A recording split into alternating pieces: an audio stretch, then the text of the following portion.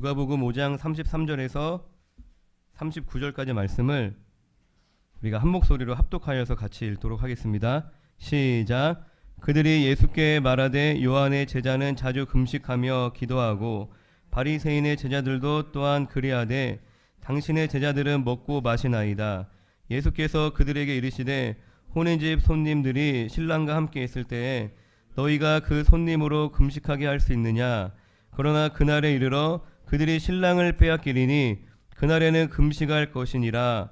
또 비유하여 이르시되 새 옷에서 한 조각을 찢어 낡은 옷에 붙이는 자가 없나니 만일 그렇게 하면 새 옷을 찢을 뿐이요 또 새 옷에서 찢은 조각이 낡은 것에 어울리지 아니하리라.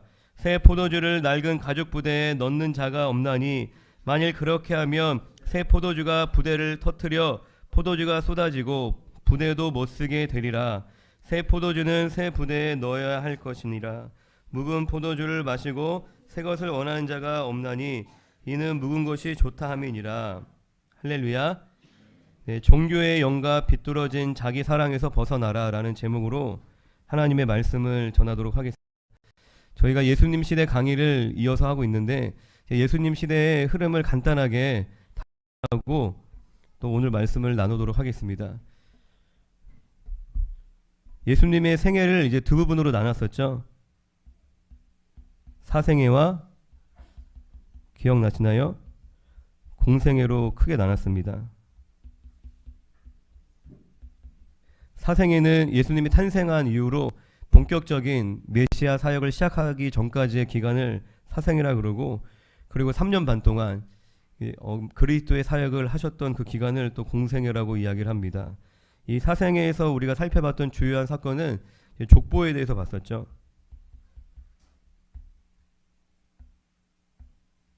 그리고 세례 요한의 탄생,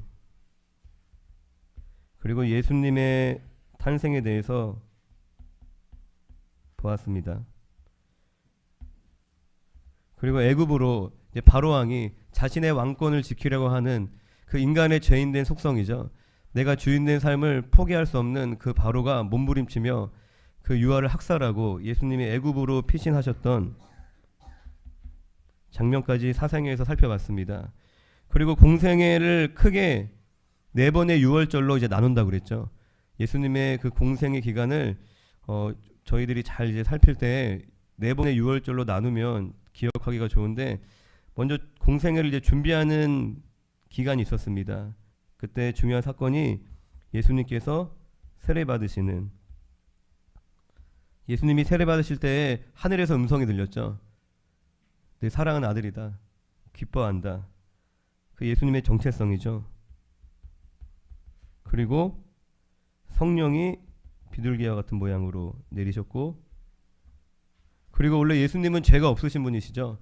세례 요한이 베푼 세례가 무슨 세례죠? 회개의 세례입니다. 주님 오실 길을 준비하는 그 백성들이 메시아를 맞이할 수 있도록 그들을 회개하게 하는 그 세례를 세례 요한이 베풀었는데, 예수님은 회개할 게 없으시지만 죄인이 아니신데 죄인의 자리에 서신 거죠. 그분의 사명을 또 나타내고 있는 것입니다. 공생의 준비 기간에 또 봤던 사건이 예수님이 시험 받으시는 사건, 다 기억나시죠? 중요한 3가지 특징은 뭐였냐면 성령의 이끌림으로, 예수님이 받으신 시험이 뭐 우연히 일어난 사건이 아니라, 그리고 마귀의 어떤 계략에 끌려가서 시험을 당하신 게 아니라 성령의 이끌리심으로 시험을 받게 되셨다는 겁니다. 그러니까 그러한 모든 마귀의 시험도 다 하나님의 손 안에 있음을 저희가 알 수 있죠. 하나님의 또 그 안에 선하신 계획과 목적이 있으신 줄로 믿습니다. 그리고 그 시험을 말씀으로 승리하셨습니다. 그리고 3가지 인간 본성의 3가지 욕구를 이 시험을 통해서 이제 훈련을 시키셨습니다. 그런 다음에 처음 내 제자를 이제 부르시는 공생의 준비 기간에 이러한 사건들이 나옵니다. 이 제자를 부르시는 사건을 통해서 예수님이 하시고자 하는 이 땅에 하나님의 나라를 세우는 것은 어떤 조직이나 건물을 세우는 일이 아니라 사람을 세우는 것이다.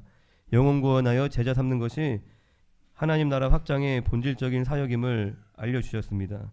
그리고 마지막 네 번째가 가나안 혼인잔치.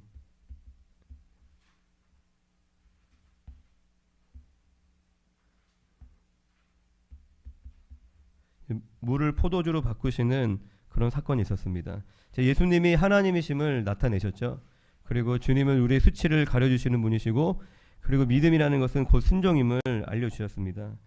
그런 다음에 첫 번째 유월절이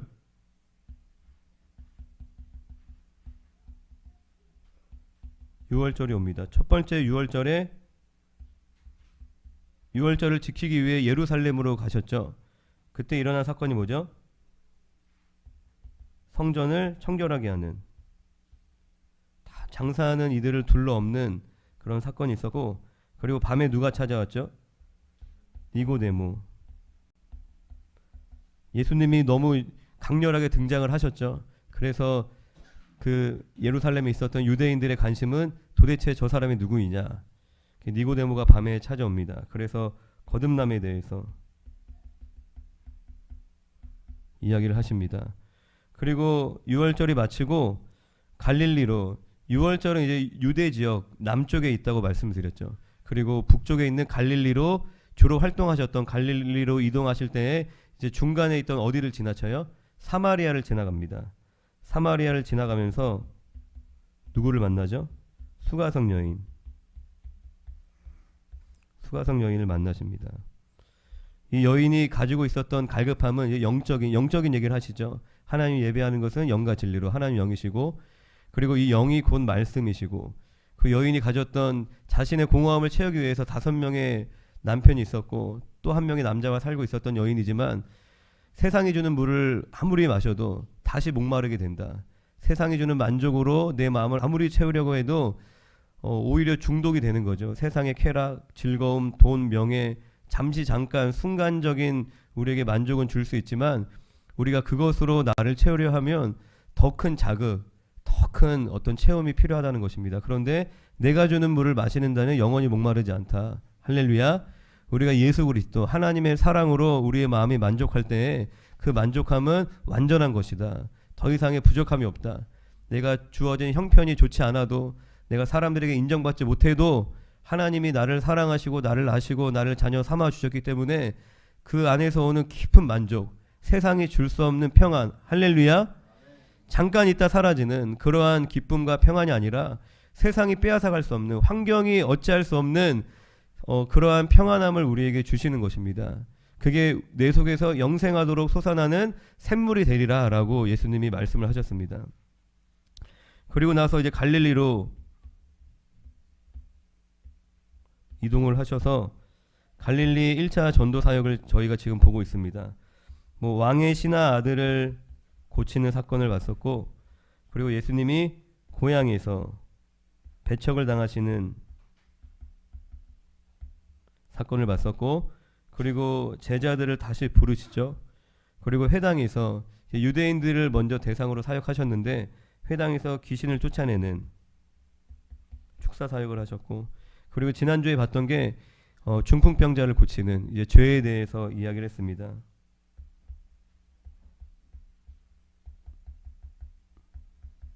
예수님은 이 땅에 무엇으로 오셨죠? 예수님은 그리스도로 오셨습니다.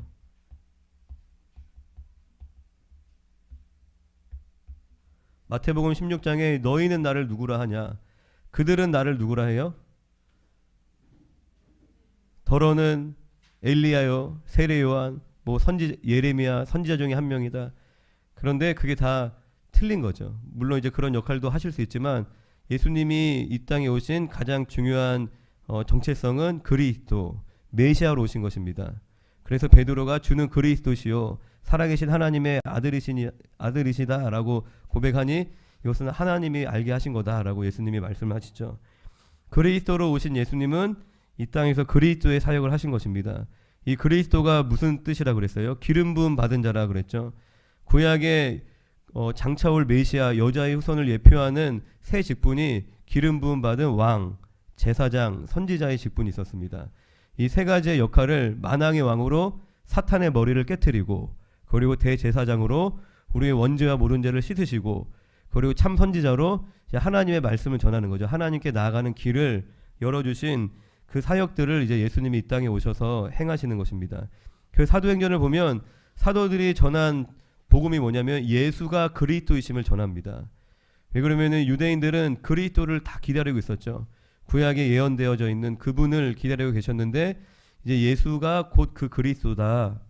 그분이 뭐 사회운동하러 오신 분도 아니고 그리고 능력 행하러 오신 분도 아니고 그리고 뭐 구제하러 오신 분도 아니라 이분은 본질적으로 그리스도 구원자시다. 왕과 제사장과 선지자의 직분으로 오신 분이심을 전한 것이 사도행전의 사도들의 사역인 것입니다. 그런 다음에 이제 두 번째 유월절, 뭐 세 번째 유월절, 네 번째 유월절이 나오는데 오늘은 이 갈릴리 1차 사역의 마지막인 금식 문제에 대해서 나누도록 하겠습니다. 누가복음 5장 33절을 다시 한번 읽어보겠습니다. 시작. 그들이 예수께 말하되 요한의 제자는 자주 금식하며 기도하고 바리새인의 제자들도 또한 그리하되 당신의 제자들은 먹고 마시나이다. 이 바리새인들은 당시에 율법에서 정해준 그 금식일 뿐만 아니라 일주일에 2번씩 더 많은 금식을 하였습니다. 그러니까 자기들이 만들어 놓은 전통인 것이죠. 그것을 열심히 지켰습니다. 원래 하나님께서 금식 성경에서 금식을 하는 이제 큰 이유는 세 가지로 나옵니다. 첫 번째는 회개의 의미가 있습니다. 요나서 3장 5절을 보면 요나의 심판 메시지를 듣고 니느웨 사람들이 금식을 선포하고 굵은 베옷을 입습니다. 이제 그때 금식은 이제 회개의 의미인 것이죠. 그리고 두 번째 금식은 큰 슬픔을 만났을 때 회개를 하였습니다. 금식을 하였습니다. 사무엘하 1장 12절에 보면 사울과 그의 아들들이 전쟁에서 죽었다는 소식을 듣고 이스라엘 족속이 저녁까지 슬퍼하며 울며 금식을 하였다라고 기록을 하고 있습니다. 그리고 세 번째는 하나님의 뜻을 받기 위한 준비를 할 때에 금식을 하였습니다. 출애굽기 34장 28절에 보면 모세가 십계명을 받기 전에 40일 동안 또 금식을 하는 장면이 나옵니다. 그런데 이 바리새인들은 왜 금식을 했죠? 이런 이유가 아니에요. 자기의 신앙을 과시하기 위해서 내가 이만큼 신실하다라는 것을 자랑하기 위해서 금식을 하였습니다. 그리고 금식하지 않는 사람들을 어떤 취급했어요? 손가락질하며 죄인 취급했습니다. 우리는 이렇게 금식하는데 이렇게 거룩한데 너희들은 왜 금식하지 않느냐라고 비난을 한 것입니다. 예수님 당시에 가장 큰 책망을 받은 사람들이 누구죠? 바로 바리새인들, 대제사장, 서기관, 이 유대인들이 예수님께 가장 큰 책망을 받았습니다. 매우 아이러니한 일인 것이죠. 왜 당시에 하나님을 잘 섬긴다고 자타가 공인하는 모두에게 인정받았던 사람들이 예수님께 가장 큰 책망을 받았는지, 그리고 왜 이들은 하나님을 그렇게 신실하게 평생을 섬겼는데 자신이 섬기던 하나님의 아들이 이 땅에 오셨는데 그 하나님께서 육신의 몸을 입고 이 땅에 오셨는데 왜 알아보지 못하고 심지어 그 하나님을 십자가에 못 박았는지 우리는 깊이 생각을 해봐야 합니다. 할렐루야. 이 유대인들은 바로 종교의 영에 사로잡혀 있었습니다. 이 모태신앙으로 예배에 빠진 적도 거의 없고 11조도 착실히 내고 열심히 이들은 말씀 공부도 하였습니다. 요한복음 5장 39절에 너희가 성경에서 영생을 얻는 줄 생각하고 성경을 연구하거니와, 이들은 성경을 열심히 연구했어요. 그리고 이들의 삶은 당시 이방인들에 비해서 상대적으로 훨씬 도덕적이고 고상하고 품위 있는 삶을 살았었고, 또 이들은 율법에 의거하여서 어려운 사람도 또 구제하였습니다. 그냥 이 시대에 봤으면 굉장히 거룩하고 신실한 참 좋은 크리스찬으로 보였던 것이에요. 그런데 그들은 성육신하신 하나님이신 예수님을 못 알아봤습니다. 오늘날에도 교회 안에 이러한 사람들이 있을까요, 없을까요? 있을 수 있습니다. 열심히 교회 생활하고 말씀도 공부하였지만 예수님을 인격적으로 만나지 못하고 예수님과 동행하는 삶을 살지 못하는 것입니다. 그냥 종교적인 예식에 참여하고 종교활동하는 것을 신앙생활의 전부로 생각을 하고 있는 것입니다. 그렇기 때문에 교회에 잘 나오는 것 같다가도 어떤 사정이 있으면 얼마든지 예배를 빠집니다. 교회도 떠납니다. 돈을 벌기 위해, 사람을 만나기 위해, 뭐 코로나 때처럼 교회 가는 게 사회적 인식이 좋지 않으면 내가 손해볼까봐 교회를 안 다니는 거예요. 그러니까 주님이 주인이 아닌 것입니다. 주님이 인도하시는 방향을 따라가는 게 아니라 내게 도움되는 쪽으로, 내가 원하는 쪽으로 살아가는 것이에요. 할렐루야. 이 종교라는 것은 철저히 자기 자신을 위해 가지는 것입니다. 세상 사람들이 종교를 왜 가져요? 자기에게 필요하니까 종교를 찾는 것이에요. 어떤 마음의 평안을 얻기 위해, 나는 향냄새 맡으면 그렇게 마음이 평안해, 뭐 그런 이야기 하잖아요. 마음의 평안을 얻기 위해서, 또 뭔가 의지할 곳을 찾기 위해서, 내가 바라는 것을 빌기 위해, 빌어야 될 대상이 필요하니까 인간은 종교를 찾는 것입니다. 그러나 예수님을 인격적으로 만난 거듭난 성도, 구원받은 성도, 하나님의 백성은 나를 위해 교회를 찾지 않습니다. 나를 위해 하나님께 예배하러 나오지 않습니다. 하나님께 영광 돌리기 위하여서, 이제 나의 삶의 중심이, 주인이, 주체가 바뀐 것이죠. 나를 위해 종교를 이용하는 것이 아니라 이제 하나님께 나를 드리기 위해서, 하나님의 영광을 위해서 예배드리고, 내가 주님을 사랑하기 때문에 주의 몸된 교회를 섬기는 것입니다. 저는 이제 어릴 때, 저는 모태신앙이 아니고 20살이 넘어서 예수를 믿었는데, 학교 다닐 때 이제 종교를 조사합니다. 학교 다닐 때 이제 그런 경험 있으시죠? 그럼 그 종교란에 저는 항상 불교라고 적었어요. 1년에 한 번 절에 가지도 않는데 그냥 이제 할머니가 이제 불교라고 하니까 그냥 너도 불교야. 그래서 불교라고 항상 적었어요. 그런 사람들이 굉장히 많았습니다. 절에도 안 다니는데 다 불교라고 그냥 대답을 하는 거예요. 요즘에는 교회에 다니지도 않으면서 자기가 기독교인이다, 나는 하나님을 믿는다라고 이야기하는 사람들도 많습니다. 철저한 종교인인 것이에요. 할렐루야. 하나님은 거듭난 성도를 주님의 몸으로 부르셨습니다.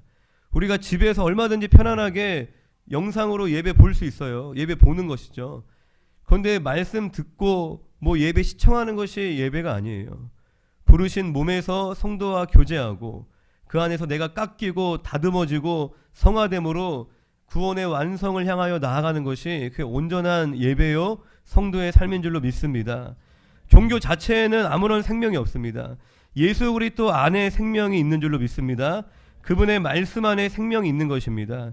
그 생명이 이 기독교라는 이 종교의 그릇에 담겨져 있을 뿐인 것이에요. 하지만 그렇다고 해서 우리가 기독교를 떠나서 영생을 경험할 수 있을까요? 또 그렇지는 않습니다.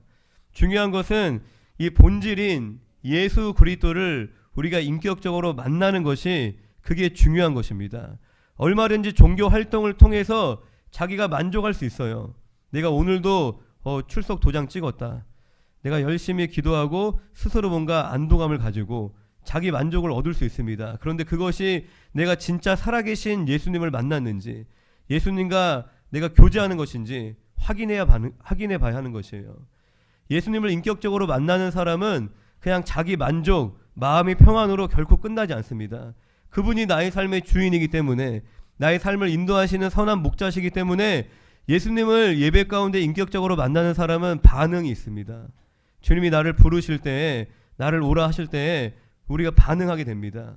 할렐루야. 이 안양 예맘교회 안에 종교의 영이 모두 파쇄되고 예수님과 교제하며 동행하는 참된 믿음으로 충만해지시기를 주님의 이름으로 부탁드립니다. 예수님께서 이 금식에 대해서 3가지 비유로 대답을 하십니다. 34절을 같이 한번 읽어볼까요? 본문 34절을 같이 읽어보겠습니다. 시작. 예수께서 그들에게 이르시되 혼인집 손님들이 신랑과 함께 있을 때에 너희가 그 손님으로 금식하게 할 수 있느냐? 이 유대인들의 결혼 풍습은 일주일 동안 결혼식을 진행하였습니다. 그리고 일주일간 계속되는 결혼 기간 중에 이 신랑이 등장하기까지는 금식일이라 할지라도 금식하지 않는, 그 결혼식 기간 동안에는 음식을 먹는 그런 풍습이 있었습니다. 그것을 이제 예로 들어서 예수님이 말씀을 하신 거예요. 그러나 금식할 때가 있다라고 말씀을 하십니다. 35절에 그러나 그날에 이르러 그들이 신랑을 빼앗기리니 그날에는 금식할 것이니라. 신랑을 빼앗기게 되면 그때 금식을 해라. 여기서 이 빼앗기다라는 단어는 이사야서 53장 8절에 끌려갔으나 라는 단어와 같은 어원입니다. 이사야서 53장은 이 고난받는 메시아에 대한 예언이 나온 장입니다. 그러니까 이 신랑을 빼앗기는 때는 언제냐면 이제 예수님이 고난받기 시작하시는, 예수님이 체포되시고 십자가에서 죽으시고 부활하기까지의 이 예수님이 고난받으시는 이 기간을 뜻하는 것이 이 신랑을 빼앗기는 때입니다. 그러니까 지금은 고난받기 전이니 금식할 때가 아니다라고 예수님이 말씀하시는 거예요. 주께서 고난받으실 때에 그때가 금식할 때이다라고 말씀을 하신 것입니다. 그리고 두 번째 비유는 36절을 같이 한번 읽어보겠습니다. 시작. 또 비유로 이르시되 새 옷에서 한 조각을 찢어 낡은 옷에 붙이는 자가 없나니 만일 그렇게 하면 새 옷을 찢을 뿐이요 또 새 옷에서 찢은 조각이 낡은 것에 어울리지 아니하리라. 새 옷 조각을 낡은 옷에 붙이지 않는다라는 비유를 또 말씀하고 계시고, 세 번째 비유도 한번 읽어보겠습니다. 37절 38절입니다. 시작. 새 포도주를 낡은 가죽 부대에 넣는 자가 없나니 만일 그렇게 하면 새 포도주가 부대를 터뜨려 포도주가 쏟아지고 부대도 못쓰게 되리라. 새 포도주는 새 부대에 넣어야 할 것이니라. 세 번째 비유는 새 포도주를 낡은 가죽 부대에 넣지 않고 새 부대에 담는 비유를 말씀하십니다. 이 첫 번째 결혼 비유를 통해서는 이 예수님이 구약에 예언된 그리스도시고 그 주께서 고난 받으실 날이 올 것을 첫 번째 이제 비유를 통해서 알려주셨고, 이 두 번째, 세 번째 비유는 비슷한 의미를 가지고 있습니다. 이 낡은 옷이나 낡은 가죽 부대는 무엇을 의미하냐면 이 금식으로 대표되는 옛 언약인 모세의 율법, 그 유대인들의 전통을 말하고 있는 것이고, 이 새 옷, 새 포도주, 이 새 부대는 바로 새 언약이신 예수 그리스도의 복음을 이야기하고 있는 것입니다. 그러니까 율법의 이 옛 언약이 아니라 이 예수 그리스도의 복음, 이 새 언약의 시대가 왔다는 것을 예수님이 가르치고 계신 것입니다. 누가복음 16장 16절을 앞에 보시고 같이 한번 읽어보겠습니다. 시작. 율법과 선지자는 요한의 때까지요 그부터는 하나님의 나라의 복음이 전파되어 사람마다 그리로 침입하느니라. 이 율법과 선지자는 누구 때까지래요? 요한, 세례 요한의 때까지입니다. 그 이후부터는, 예수님이 오신 이후부터는 하나님 나라의 복음이 전파되어 사람마다 그리로 침입하느니라 라고 말씀을 하십니다. 그리고 갈라디아서 3장 23절부터 25절까지 함께 읽어보겠습니다. 시작. 믿음이 오기 전에 우리는 율법 아래에 매인 바 되고 계시될 믿음의 때까지 갇혔느니라. 이같이 율법이 우리를 그리스도께로 인도하는 초등교사가 되어 우리로 하여금 믿음으로 말미암아 의롭다함을 얻게 하려 함이라. 믿음이 온 후로는 우리가 초등교사 아래에 있지 아니하도다. 할렐루야. 믿음이 오기 전까지, 예수 그리스도가 오기 전까지 우리는 율법 아래에 매인 바가 되고 계시될 믿음의 때까지 갇혔느니라. 이같이 율법은 우리를 그리스도께로 인도하는 초등교사, 그러니까 그리스도가 오기 전까지만 역할을 한다는 것입니다. 믿음으로 말미암아 의롭게 함을 얻게 하려 함이라. 믿음이 온 후로는 우리가 초등교사, 초등교사가 뭐죠? 율법. 갈라디아서에서 잘 설명하고 있습니다. 율법과 복음의 관계를 초등교사 아래에 있지 않다라고 말씀을 하십니다. 그런데 이 율법이 나쁜 것일까요? 이 율법 자체가 나쁜 것은 아닙니다. 로마서 7장 7절을 함께 읽어보겠습니다. 시작. 그런즉 우리가 무슨 말을 하리요? 율법이 죄냐? 그럴 수 없느니라. 율법으로 말미암지 않고는 내가 죄를 알지 못하였으니 곧 율법이 탐내지 말라 하지 아니하였더라면 내가 탐심을 알지 못하였으리라. 12절. 이로 보건대 율법은 거룩하고 계명도 거룩하고 의로우며 선하도다. 이제 율법의 시대가 지나가고 예수 그리스도 믿음, 복음의 시대가 왔지만 그렇다고 이 율법이 나쁜 것은 아닙니다. 그리고 예수 그리스도의 시대가 왔다고 해서 예수님이 이 율법을 폐하시는 걸까요? 그것도 아닙니다. 우리가 잘 아는 말씀 마태복음 5장 17절을 같이 읽어보겠습니다. 시작. 내가 율법이나 선지자를 폐하러 온 줄로 생각하지 말라. 폐하러 온 것이 아니요 완전하게 하려 함이라. 할렐루야. 이제 초등교사, 율법의 시대가 지나가고 이제 새 포도주, 새 언약, 예수 그리스도의 시대가 왔는데 그렇다고 율법을 예수님이 다 무시하고 다 폐하여 버리는 것이 아니라 예수님은 이 율법을 완전하게 하기 위해서 완성하기 위해서 오셨다라고 말씀하십니다. 이 율법을 완전하게 한다는 것이 무슨 의미일까요? 우리가 로마서 13장 8절부터 10절까지 말씀을 함께 읽어보겠습니다. 시작.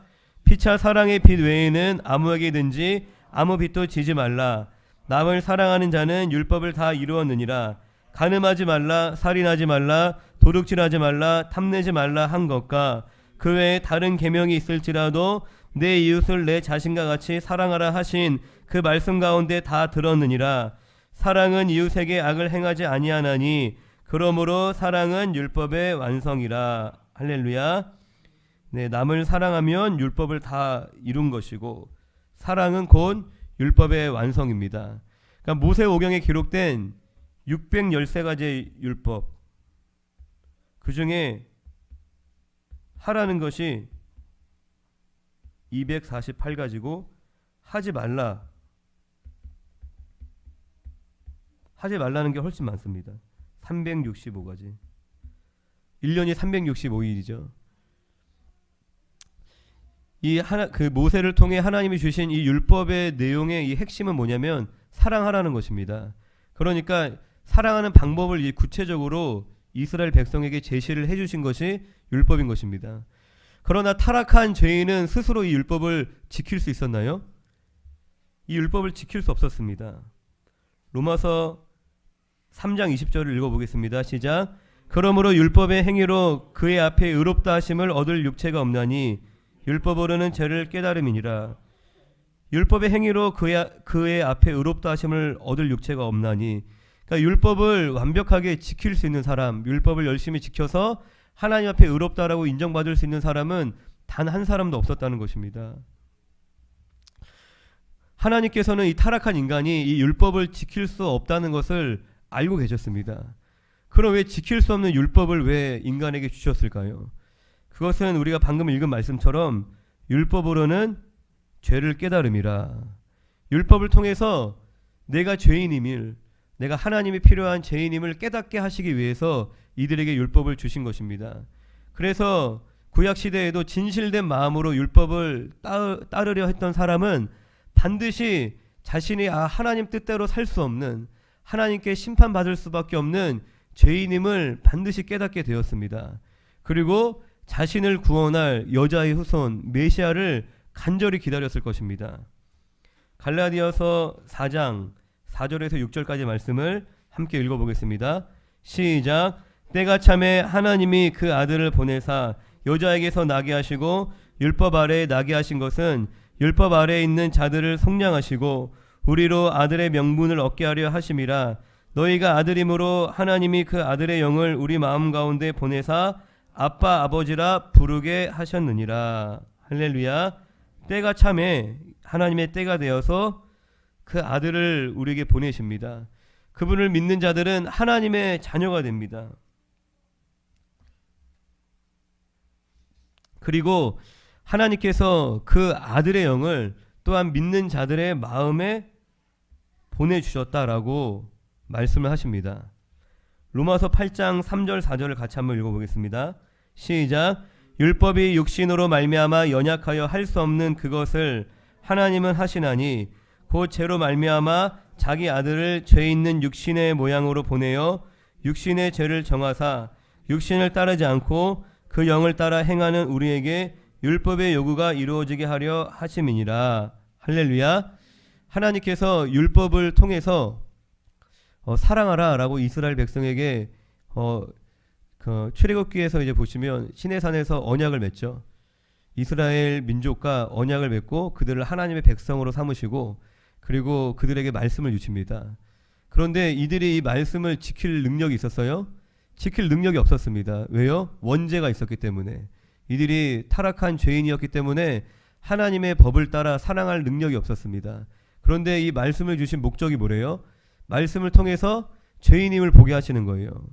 교만함이 깨어지고 겸손하게 죄인임을 깨닫게 하시고 그러므로 말미암아 이제 그리스도 메시아를 기다리게 하신 것입니다. 그리고 때가 참에 누가 오셨어요? 여자의 후손 그리스도 예수님이 이 땅에 오셨습니다. 그리고 그 아들을 믿는 자들이 하나님의 자녀가 되고, 그리고 그 믿는 자들의 마음에 누구를 보내주셨대요? 그 아들의 영 성령님을 보내주셨다는 겁니다. 그리고 나서 방금 읽었던 로마서 8장에서 뭐라고 이야기하나요?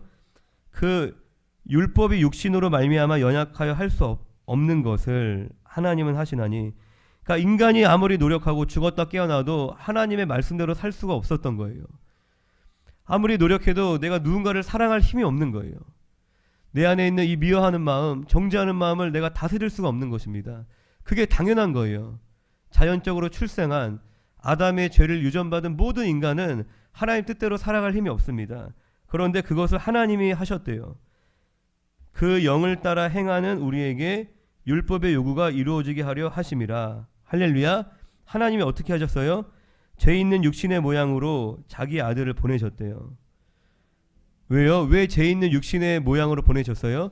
그 죄인들의 죄를 대속하기 위해서 그 아들을 십자가에 내어주심으로 말미암아 우리를 구원하시고 거듭나게 하시고, 우리 안에 계신 보내주신 그 성령님의 인도하심을 따라 우리가 살아갈 때에 이 율법의 요구가 이루어지게 하신다는 겁니다. 율법의 요구가 뭐였어요? 사랑하는 것이었죠. 그래서 예수님이 율법의 완성이 되신다는 거예요. 율법을 폐하러 오신 것이 아니라 이 율법의 요구, 이 사랑을 예수 그리스도를 통하여서 또 그분의 영이신 성령님의 인도하심을 따라 우리가 살아갈 때에 우리의 삶에 이 열매가 아름답게 맺혀질 수 있다는 것입니다. 할렐루야.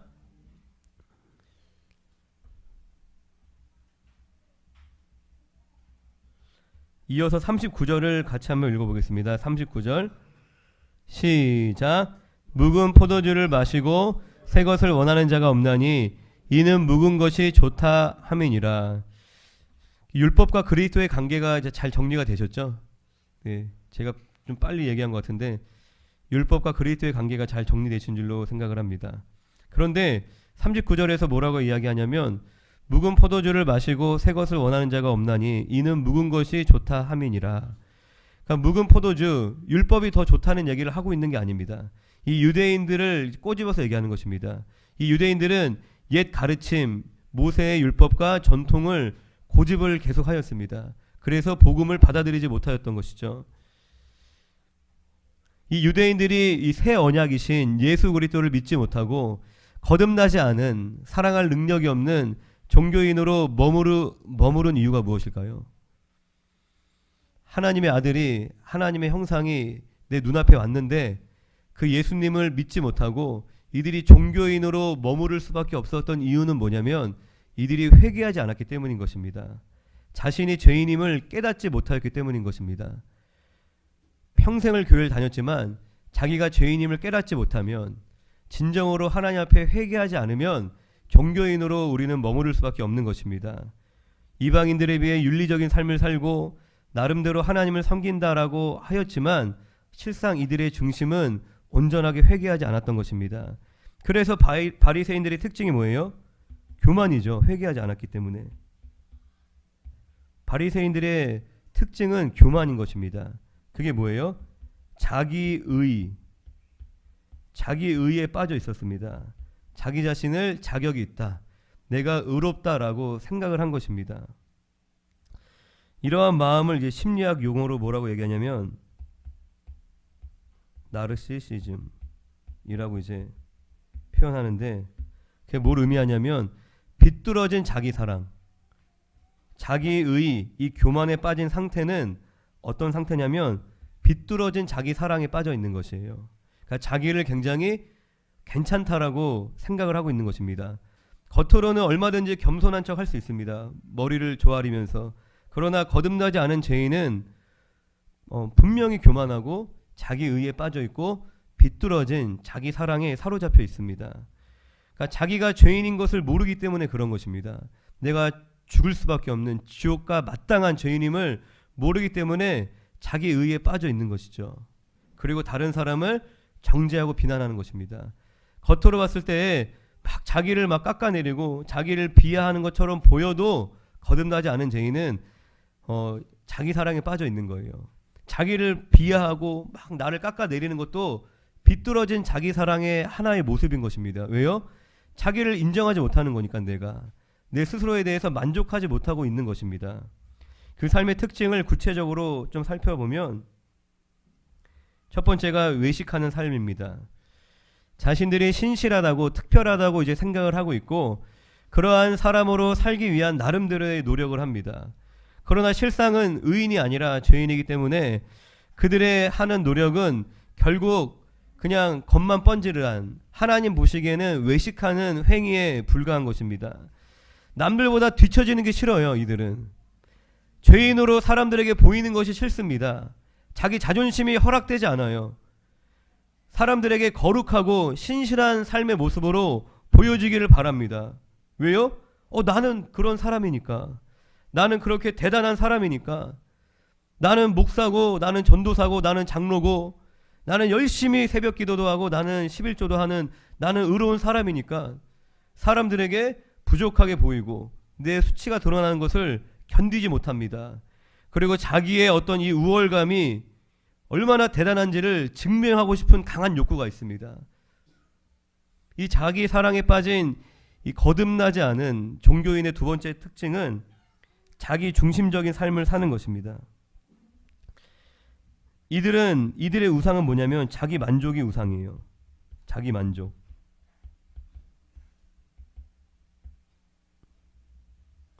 자기가 얼마나 만족스러우냐, 그것이 가장 중요한 거예요. 인생을 살 때. 자기 만족이 안 되면 불만족스러워하고 불행하다라고 생각을 하는 것입니다. 하나님이 아무리 만족하셔도, 하나님이 영광 받으시고 하나님이 아무리 기뻐하셔도 내가 만족이 안 되면 다 필요 없는 거예요. 다 소용이 없는 것입니다. 내 지체가 구원받고 변화되고 응답받고 하나님의 몸된 교회가 부흥하고 하나님께서 높임을 받으셔도 내가 만족이 안 되면 다 필요 없는 거예요. 뭐가 우상인 거예요? 뭐가 제일 중요한 것이에요? 뭐가 가장 중요한 가치예요? 내가 만족스러운 거. 그것이 가장 중요한 우상이라는 것입니다. 그리고 자기 성취. 자기 중심적인 삶을 사는 사람들은 자기 성취가 또한 우상입니다. 내가 원하는 것을 이루기 위해서 살아가는 것입니다. 인생의 목적이. 내가 원하는 것을 하지 못하게 되고 내가 원하는 것을 이루지 못하게 되면 불행하게 생각하는 것이에요. 왜요? 자기가 원하는 것을 이루는 자기 성취가 그 사람의 우상이기 때문에 하나님의 뜻이 이루어져도 하나님의 일이 아름답게 세워져도 내 일이 성취되지 않으면 불만족스럽고 나는 불행하다라고 생각하는 것입니다. 왜요? 우상이 뭐예요? 하나님의 기쁨이 내 기쁨, 하나님의 영광이 내 즐거움, 그렇지 않아요. 진정한 믿음의 성도는 하나님을 중심으로 살아가죠. 하나님의 기쁨이 내 기쁨, 주님의 뜻을 이루기 위해서 내가 조금 손해볼 수도 있어. 주님의 뜻을 이루기 위해서 내가 조금 희생할 수도 있어. 그 괜찮아요. 그걸 불행으로 여기지 않습니다. 왜요? 그 마음의 중심이 하나님을 간구하고 하나님 중심으로 살고 있기 때문에. 그런데 자기가 중심이 된 사람은 하나님을 섬기는 척, 하나님을 따르는 척하지만 실상은 자기 이익을 위해서 손해보지 않으려 하고 사기치고 이용하고 그렇게 살아가는 것입니다. 하나님이 그걸 모를까요? 하나님이 그걸 모를까요? 그게 똑똑한 게 아닙니다. 그러한 삶을 살아가는 것이 안 보일까요? 제 눈에 안 보일까요? 그냥 바보라서 멍청이라서 속아주는 것 같아요? 절대 안 그래요. 내가 뒤로 계산하고 자기 유익 구하면서 사기치고 속이고 약사 빠르게 행동하는 것이 그게 지혜로운 게 아닙니다. 그게 굉장히 어리석은 것이에요. 하나님은 만물의 역임을 받지 않습니다. 하나님은 인간의 생사화복을 주관하시는 전능하신 하나님이세요. 하나님 뜻대로 사는 것이, 하나님께 잘 보이는 것이 그게 가장 지혜로운 삶이고 가장 잘 되는 삶이니까 그냥 참고 있는 거예요. 그냥 모른 척하고 넘어가는 것입니다. 하나님은 공의로운 하나님이십니다. 하나님 앞에 인색하게 하는 것이 얼마나 미련한 건지 모릅니다. 우리 부모님들이 다 어떠세요? 자식만을 위해 살잖아요. 우리가 부모님에게 10을 해드리면 부모님은 100을 해주시잖아요. 하나님 아버지의 마음도 그런데 하나님 앞에 인색하게 그렇게 사는 것이 그게 정말 이득일까요? 가장 미련하고 어리석은 인생인 것이에요. 그런데 이렇게 살 수밖에 없어요. 왜요? 거듭나지 않았기 때문에. 종교인이기 때문에. 자기 중심적으로 살 수밖에 없는 겁니다. 자기 만족이 우상이 되어서, 자기의 성취가 우상이 되어서 살아질 수밖에 없는 것이에요. 왜요? 내가 죄인인지 모르니까, 내가 회개하지 않았으니까, 내 안에 구원받을 만한 믿음이 없으니까 그냥 외식하는 겁니다. 종교인으로, 바리새인들처럼. 내 체면이 있으니까, 그리고 내가 직분 받았으니까 그런 척, 거룩한 척, 믿는 척 철저하게 자기 중심적으로 살아가는 것입니다. 그리고 세 번째는 공감 능력이 떨어지는 삶을 살아갑니다. 다른 사람에게 피해를 줘도 그게 왜? 뭐가 잘못됐는데? 공감하지 못해요. 상대방이 나 때문에 얼마나 아파하는지, 나 때문에 얼마나 피해를 보고 있는지 잘 모르는 것입니다. 그렇기 때문에 자신만 피해자라고 항상 생각해요. 상대방의 마음과 입장을 헤아리지 못하기 때문에 그냥 내 입장에서만 생각하는 거예요. 내가 손해보고, 내가 기분 나쁘고, 내가 서운하고, 내가 상처받은 거, 내가 삐진 것만 생각하니까 항상 내가 피해자고, 나는 상처받았다, 나는 불행하다, 그 지옥에서 벗어나지 못하는 것입니다. 그런데 우리가 거듭나야, 우리의 눈이 열려야지, 하나님의 사랑이 내 안에 부어져야지 우리가 지체의 마음을 헤아릴 수 있는 것입니다. 마땅히 사랑해야 되는 우리가 가족조차 사랑 못하잖아요. 우리는 그런 존재라니까요. 내가 진짜 진실되게 하나님 말씀대로 살려고 하면 결국 우리가 고백하는 것은, 주님, 나는 죄인입니다. 나는 정말 사랑 없는 이기적인, 자기 중심적인 정말 불의한 죄인입니다. 주님, 나에게 하나밖에 없는 아들을 내어주셨는데 저는 여전히 이기적으로 나만 생각하고 그렇게 살아가네요. 그렇게 진정으로 우리가 회개해야지 거듭날 수 있는 것입니다. 그리고 네 번째는 항상 자신이 주인공이 되려고 하려는 삶을 삽니다. 모든 게 자기 중심으로 돌아가기를 원해요. 어디에 있든지, 가정에 있든지, 교회에 있든지, 직장에 있든지, 친구들을 만나든지 자기가 주도권을 가지기 위해서 열심히 하기도 합니다. 그리고 중요한 자리를 차지하려고 노력하기도 하고, 그리고 어떤 일을 그 조직 안에서 막 자기 일처럼 나서서 열심히 하기도 해요. 왜요? 내가 내 위주가 되고 싶으니까. 그런데 내 위주가 아니라 다른 사람 위주로 흘러가게 되면 그 자리를 못 견딥니다. 스스로 막 위축이 되기도 해요. 나는 가치 없나? 그리고 어떨 때는 분노마저 일어납니다. 이것이 이 삐뚤어진 자기사랑, 나르시시즘에 빠진 사람들의 특징인 것입니다. 그리고 마지막 특징은 남 탓을 하며 살아갑니다. 이 회개하지 않은 죄인은 어떤 인생의 실패를 통해서 교훈을 얻고 자기 자신을 돌아보지 않습니다. 누군가의 방해 때문에 나는 괜찮은데 누군가가 무능력해서 실패했다고 생각하는 것이에요. 그래서 항상 주변 탓을 합니다. 내 배우자 탓하고, 자녀 탓하고, 교회 목사 탓하고, 교회 탓하고, 지체 탓하고, 직장 동료, 상사, 부하 직원 다 남 탓하는 것이에요. 사회 탓하고, 대통령 탓하고, 정치인 탓하고, 부모님 탓하고. 왜요? 자기는 문제가 없다고 생각하기 때문에 남 탓만 하고 살아가는 것입니다. 물론 다른 사람들도 문제가 있겠죠. 털어서 먼지 안 나온 사람이 없겠어요. 겸손하게 회개하며 성령의 인도하심 따라 살아가는 사람들은 남 탓 그렇게 하지 않습니다. 남 탓을 하면 자기가 불행해져요. 남 탓하면 왜 불행해져요? 그 사람은 내가 마음대로 할 수 없으니까. 내가 어질러 놓은 건 내가 치우면 되잖아요. 근데 옆에 있는 사람이 계속 어질러져. 그건 불행한 거예요. 계속 그걸 탓하기 시작하면은 그 사람을 내가 막 조종하려고 그러고 내 마음대로 내 뜻대로 막 바꾸려고 그러고 바꿔줘요? 나도 내가 못 바꾸는데 내가 남을 바꿀 수 있어요? 그러니까 불행한 거예요. 할 수 없는 일을 막 하려고 하니까. 할렐루야. 겸손하게 회개해야 되는 것입니다. 이것이 회개하지 않고 자기 의에 빠진 교만한 바리새인들의 모습이었습니다. 이제 앞으로 본문을 통해서 이 유대인들 안에 이러한 모습들을 우리가 계속 발견하게 될 것입니다. 우리도 과거에 바리새인과 같이 이 비뚤어진 자기 사랑에 빠져있던 자들이었습니다. 그러나 그리스도 안에서 우리가 새로운 피조물이 된 줄로 믿습니다. 할렐루야. 이제 우리 안에 계신 이 성령의 인도하심을 따라 살게 되면 우리가 이 왜곡된 자기 사랑이 아니라 주님이 나를 바라보시는 그 눈으로 우리가 나를 온전하게 건강하게 사랑하며 또 이웃을 사랑하는 그 풍성한 삶을 누리게 되는 줄로 믿습니다. 내가 대단하지 않아도, 내가 누구보다 특별하지 않아도, 내가 원하는 것을 성취하지 못해도, 심지어 때때로 사람들에게 손가락질 당하고 미움받고 비난을 당해도 그래도 괜찮은 삶이 되는 것이에요. 하나님께서 나를 존귀하게 여기시는 것을 알기 때문에 그런 것들에서 우리가 자유할 수 있는 것입니다. 우리가 더 이상 나를 사람들에게 증명하려고 애쓰지 않아도 됩니다. 할렐루야. 이제 우리가 그러한 존재가 되었다는 것입니다. 그러한 신분이 되었다는 것입니다. 이제는 우리가 이러한 믿음으로 살아야 됩니다. 과거에 살아왔던 우리의 삶의 습성을 쫓아서 우리가 사는 것이 아니라 이전 것은 지나갔습니다. 저와 여러분들은 이제 새 사람이 된 줄로 믿습니다. 이제 내 치부가 드러날까 봐 두려워하지 않아도 돼요. 다 죄인인데. 예전에 한경직 목사님, 여러분들 한경직 목사님이라고 아시나요? 한국교회 굉장히 존경받던 유명한 목사님이신데, 제가 그분의 이제 책을 읽은 적이 있었는데, 어느 성도님이 와서 10가지를 적어왔대요. 목사님은 이것도 잘못했고 이것도 잘못했고 이것도 잘못했고 그 10가지를 적어와서 당신은 이래서 자격이 없다. 그렇게 막 목사님을 공격하니까 목사님이 뭐라고 하신 줄 알아요? 경찰 불러. 그러신 게 아니라 10가지밖에 못 찾으셨냐고.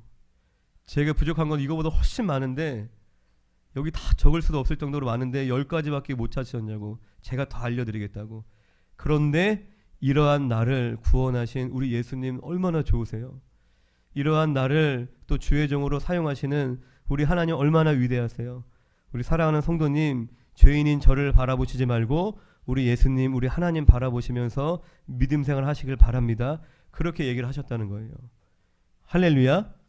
우리가 실수할 수 있어요. 우리가 연약합니다. 하지만 그것이 더 이상 우리의 수치가 아닙니다. 그리스도 안에서 우리의 수치를 가려주셨습니다.